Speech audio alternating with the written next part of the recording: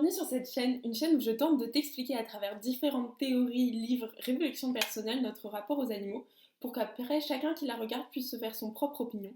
Ce que j'aimerais c'est qu'on soit plein sur cette chaîne à avoir différents points de vue et du coup que le dialogue en fait sur notre rapport aux animaux ne soit plus stérile mais qui mène enfin à quelque chose, mais en tout cas qu'on puisse chacun se former notre propre avis dans la paisibilité, l'amour et les arcs-en-ciel. Donc voilà, c'est mon but. Pourquoi j'ai envie de faire ça? Puisque moi, dans ma vie, je suis passée par beaucoup de rapports aux animaux et aux mouvements qui les défendent. À un moment, j'étais un peu contre tout ce qui est animalisme, véganisme. Après, je suis devenue végane, je militais et maintenant, je suis plutôt dans une recherche d'équilibre par rapport à ça. Il n'y a aucun des deux que je blâme ou quoi. C'est vraiment des choses que j'ai trouvées très appropriées par rapport à moi ou comment j'étais sur le moment. C'est juste que maintenant, je préfère faire différemment, c'est tout. Voilà. Donc, dans cette vidéo, je vais te parler d'un livre. Je vais essayer de résumer les idées que je trouve le plus intéressantes. Et ce livre, il s'appelle Lettres ouvertes aux animaux de Frédéric Lenoir. Alors, qui est Frédéric Lenoir? C'est un philosophe contemporain qui a beaucoup écrit sur le bonheur, la paisibilité, comment méditer, mais aussi sur les animaux, l'écologie. Il les défend. Il a d'ailleurs fondé la fondation pour les animaux, Ensemble pour les animaux, qui permet en fait de fédérer des personnalités et des associations autour de plus de respect animal. Alors dans cette vidéo avec toi, j'aimerais aborder 3 points. Le premier, c'est qu'il s'adresse aux animaux directement dans ce livre, ou dans la plupart des passages, à part lorsqu'il veut expliquer aux humains qui le lisent comment on les traite. Le deuxième point, c'est comment le passage d'être nomade à la sédentarisation nous a fait changer de croyance sur les animaux et sur le monde. Et le troisième point, c'est comment en fait on arrive en tant qu'humain à se déculpabiliser par rapport aux pratiques qu'on fait subir aux animaux et justifier notre domination par des arguments rationnels. Donc en fait, le fait qu'il s'adresse directement aux animaux, je trouve ça super intéressant parce que ça leur redonne une place. Par exemple, je vais te dire une citation qui dit: c'est pourquoi je vais tenter de vous expliquer la vision que nous avons de nous, de vous pardon, et de nous-mêmes. Je trouve ça intéressant parce que c'est vrai que normalement on ne se pense jamais à voir comment les animaux nous voient, comment ils peuvent penser que nous on les voit et surtout on les domine, on se sent supérieur à eux, on les traite d'une telle façon mais on leur a jamais expliqué pourquoi.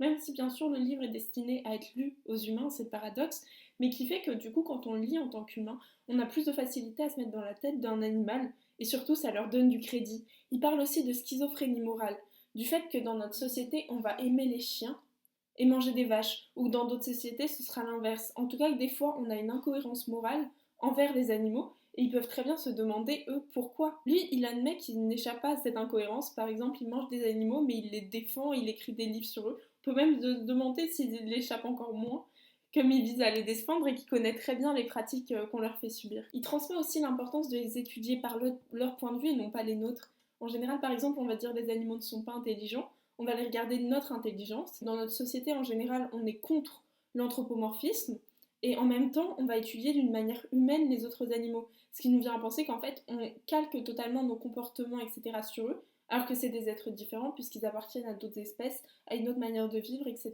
Par exemple, par des études scientifiques, on démontre qu'ils reconnaissent les visages, qu'ils ont une conscience d'eux-mêmes, et lui, il insiste en fait sur que chaque animal a sa propre singularité. Par exemple, les dauphins vont entendre des ultrasons, les éléphants vont prévoir les orages, nous, on va avoir un désir qui est infini de connaissances, de possession, de pouvoir, de domination, mais aussi de plein d'autres choses. Et pour lui, c'est notre singularité, c'est ce qui nous rend unique par rapport aux autres espèces, mais ça nous rend rien supérieur. Et il pense en fait qu'on a eu une sorte d'incompréhension, qu'on a pris nos singularités pour des supériorités, alors qu'on est tous entre espèces différentes. Il pense aussi qu'on est la seule espèce à avoir une sorte d'éthique morale universelle qui nous rend responsables des autres espèces et que du coup, c'est justement par cette singularité-là qu'on devrait beaucoup plus aider les animaux. Il insiste aussi sur la corrélation entre la cruauté qu'on fait aux animaux et aux humains. Par exemple, les psychopathes, ils sont connus en général pour tuer des animaux quand ils sont petits et tuer des humains en grandissant. D'ailleurs, je vais vous lire une citation dessus s'il la retrouve. Oui, c'est du pape François, je trouvais ça intéressant justement que ce soit une citation qui vienne d'une figure religieuse. Le cœur est unique, et la même misère qui nous porte à maltraiter un animal ne tarde pas à se manifester dans les relations avec les autres personnes. Toute cruauté sur une créature est contraire à la dignité humaine. C'est que je trouve ça intéressant d'une figure religieuse parce qu'en général, les religions, elles ont permis plus que d'autres d'établir un fossé entre les humains et les autres animaux. Le deuxième point que je voulais aborder avec toi, dans cette vidéo, c'est la sédentarisation de l'humain et du coup on change de paradigme puisque notre mode de vie il change et on justifie notre cruauté. De 70 000 ans à 12 000 ans, les humains ils vivaient de manière nomade, ils avaient des croyances animistes, donc ils croyaient aux esprits des arbres, de l'eau, du feu, et pour eux les divinités se trouvaient avec la nature, Du coup, ils voyaient vraiment la nature comme sacrée, ils étaient liés à elle. À partir de 12 000 ans avant Jésus-Christ, en fait, on est passé à l'ère néolithique, on s'est sédentarisé, il y a une révolution agricole, on a commencé à mettre des élevages en place, et du coup, pour justifier notre nouveau mode de vie, on a inventé des nouvelles croyances. Dieu est créé à notre image, nous sommes le seul biais entre le monde des dieux et le monde terrestre qui est plus bas. L'humain, du coup, est plus fort et le divin n'est plus dans la nature. Donc on peut un peu utiliser la nature puisque les divinités se trouvent en haut. Domination sur les autres espèces animales puisqu'à un moment on ne leur reconnaît plus d'esprit, de quelque chose de divin. Et d'ailleurs dans les croyances qu'il y a un seul Dieu, en général c'est les autres espèces ont été créées pour nous. Donc ça devient en fait à se déculpabiliser, on peut les dominer sans remords. Justement il va parler que la recherche du propre de l'homme, de ce qui nous rend singulier, en général au fil des siècles ça a été une obsession scientifique et religieuse qui montre bien qu'à chaque fois on veut se mettre en opposition aux autres animaux et vraiment justifier en fait notre toute-puissance par une opposition à eux, tandis que si on était vraiment certain, on aurait peut-être plus d'opposition. Ça c'est moi qui le dis. Voilà, ce complexe d'infériorité peut-être. Je voulais aussi te parler de la capacité de l'humain à justifier ses désirs. Pour ceci, il reprend une réflexion de Spinoza qui dit qu'en fait, on va pas désirer quelque chose parce qu'elle est bonne, mais qu'on va la trouver bonne parce qu'on la désire. Par exemple, on désire du pétrole et du coup on va justifier cette prise de pétrole par rapport à des moyens de déplacement plus rapides, que c'est une nécessité dans notre vie de tous les jours, ou par exemple on va vouloir manger des animaux et du coup on va justifier que c'est bon pour la santé, que c'est bon pour parce que c'est la chaîne alimentaire. Par rapport à ça, il dit qu'on a réussi à dominer les animaux avec des arguments qui étaient rationnels de base. Les animaux ne ressentent rien. On va vous prouver pourquoi les animaux sont des machines. On va vous prouver pourquoi on est supérieur aux animaux avec des croyances religieuses et scientifiques. On cache la souffrance que nous vous infligeons, on établit une distance, on travestit la réalité pour nous déculpabiliser. Donc je trouve ça très intéressant le mot travestissement de la réalité. Ça veut dire que pour se déculpabiliser, on va être prêt à créer une autre réalité sur la réalité et du coup habiller la réalité d'arguments rationnels, tandis que si on regarde un animal maintenant, on est tous à s'accorder qu'ils ont des émotions. Faut pas oublier que plein de siècles avant, ils ne le pensaient pas puisqu'ils l'avaient justifié par des arguments scientifiques, religieux, rationnels sur le moment. On peut se demander aussi à quel point on en est maintenant en fait dans cette avancée-là par rapport à la sensibilité des animaux. Ils sont d'ailleurs vus légalement comme des êtres sensibles mais toujours traités comme des biens. C'est-à-dire qu'on a su reconnaître leur sensibilité mais qu'en même temps pour des raisons économiques pratiques, on les traite toujours comme des biens. C'est pour ça qu'il y a une sorte aussi de schizophrénie morale au sein même de notre société dans son fonctionnement. On trouve quelque chose mais en même temps pour des raisons pratiques, on ne va pas le mettre en place et on ne va pas changer nos paradigmes et nos manières de faire parce que ça nous arrange, on justifie nos désirs. Le troisième point que je voulais aborder, c'est le processus de déculpabilisation qui vient avec la domination. Donc je l'ai déjà abordé, mais là il l'aborde sous un autre point dans son livre, sous le biais aussi du nazisme. Donc le nazi, en fait, il pouvait exterminer des personnes dans la journée et en même temps être quelqu'un d'empathique, être quelqu'un de bien avec sa famille. Et c'est tout ce paradoxe qu'on retrouve aussi parfois dans les gens qui tuent les animaux dans les abattoirs, qui dit que justement les juifs on les voyait comme des animaux, pas comme des humains.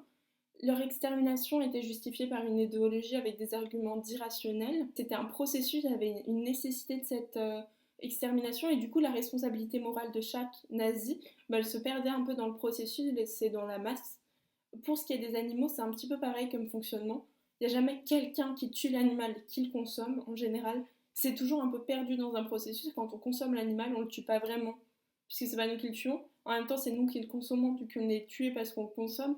Ceux qui le transportent, c'est pas eux qui le tuent. En fait, tout ça est un processus. Bien sûr, il dit pas du tout que c'est la même chose, puisque la nazisme, c'est une idéologie qui visait à détruire un peuple.